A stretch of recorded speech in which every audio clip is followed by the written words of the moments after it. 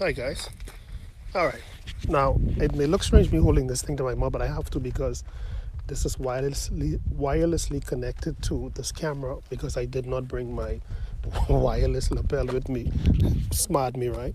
But anyway, I just wanted to spend some time with you this morning to speak specifically on the topic called dream markers. This teaching is entitled Dreams, and the subtitle of this teaching is called Dream Markers. What are dream markers? Well, dream markers are actual symbols in a dream that will be very significant to certain people.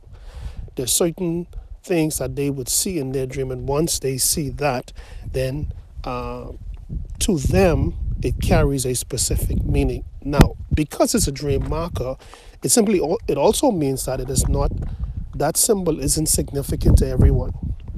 For example, a tree in a dream.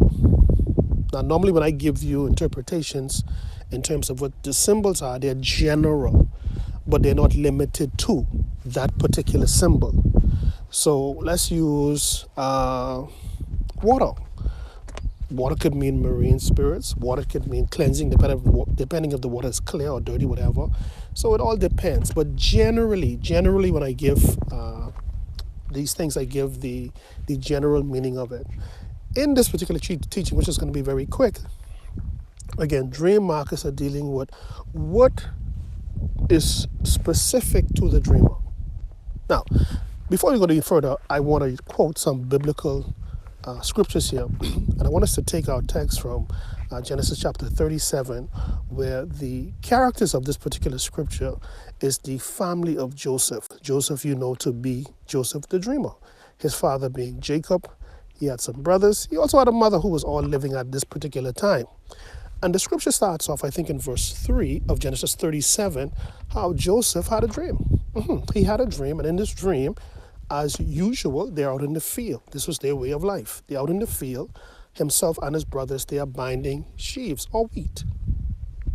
In the dream, Joseph said that all of a sudden, he saw where his sheaves that was already bound stood erect and rise up, while his brother's sheaf bowed down to his own. That's interesting. Now here's the markup. The brothers now, who were so envious of their brother Joseph, overlook the gift of dream interpretation that they had because they were so affixed on the jealousy that was consuming them as it relates to their brother. So his brother said to him, he says, what do you mean? And I'm paraphrasing it here. What do you mean? We're going to serve you? You out of your mind? But as you would know, Joseph never said that. In fact, he didn't even understand the dream. He didn't know. While he would have had the gift of dreaming, based on what I'm reading in this particular chapter, he wasn't keen in the interpretation part of it. Okay? Now, put that aside, we had a second dream in the same chapter. He had another dream. And in this dream, he saw the 11 stars in the sky. He saw the sun and he saw the moon. Now, both of these things, it's kind of unusual to see the sun and the moon at the same time. So in any way, he said he saw it. And he told the dream to his brethren, but his father heard.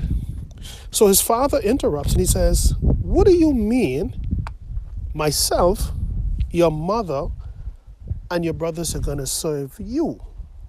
Is there something wrong with you, Joseph? Again, Joseph didn't understand it. All he's doing is reiterating the dream that he had. But let's look at the markers here. The markers here are pretty evident for this particular family, more so the interpreters, which is the father. He has the gift of interpretation. The brothers, they have clearly demonstrated their ability to interpret dreams. Now, the markers here is the father said, what do you mean we will serve you? How did the father came to the conclusion that the dream meant that one day Joseph is going to be this great leader and they're going to be ruled by him? So the father said in so much words that the sun, which is the greater light in this dream, must represent him, the father, Jacob. And the moon, watch this now, and the moon, which represents the lesser light, must be the mother. This is interesting. And the 11 stars represents the brothers. So in this particular instance, the markers are quite clear for this family. Whenever they dream about the moon, it's speaking of one with a lesser authority, but nevertheless they have authority. In this particular case, it's the mother. Whenever they dream about the sun speaks of the dominant authority, the nurturer, the one where the source comes from, which would have been the father, the provider of the family. And of course, the 11 stars as markers, the stars in this particular dream, not for everybody, represents people or his siblings or his brothers. Let's rewind to the previous dream. The previous dream spoke about his sheaves. The sheaves here represent people. Okay? Now, because his sheaf rose, that is, Joseph, that is, it now, the ascending of the sheaves represent authority. It represents control and power. Now, submission was displayed in this dream symbolically when the sheaves of his brothers bowed to his sheaf, but they didn't rise.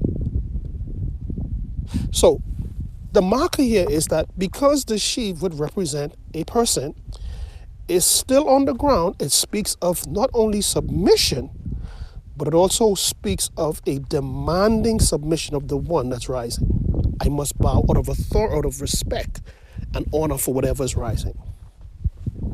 So the scripture goes on to say that his brothers hated him even the more because of this. Can you imagine that? And I could see why, because based on what the interpretation was revealing, it didn't spell good on their end. So again, this is just a short teaching. Some of you may dream of fish or whatever, as long as it's not from the demonic kingdom, advising you on the symbols, then look at your dreams. What does this dream represent? How come my mom is dreaming about this? What usually happens when you have such dreams? Then these are what you call dream markers. You have to write these things down so that you will be better able to interpret your dream whenever that dream comes. You have a great day and God bless you.